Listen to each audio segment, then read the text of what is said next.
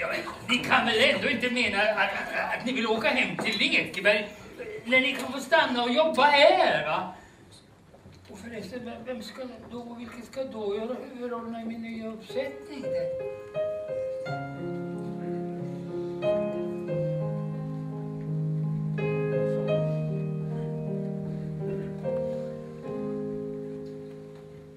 Det är nu som livet är mitt.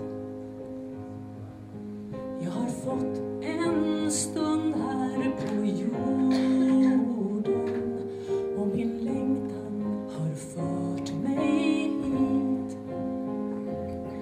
Det jag saknat och det jag fått, det är ändå vägen jag valt. En förtröstan långt bortom orden, som har visat en liten bit av den himmel jag aldrig nått. Jag vill känna att jag lever all den tid jag har. Ska jag leva som jag vill känna att jag lever, veta att jag räcker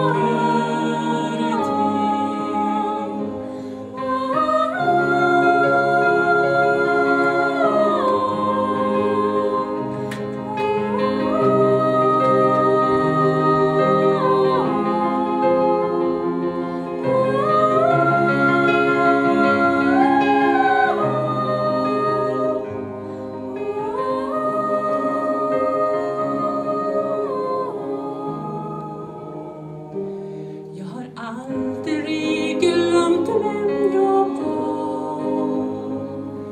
Jag har bara låtit det sova. Kanske hade jag inget val. Bara viljan att finnas kvar. Jag vill leva lycklig.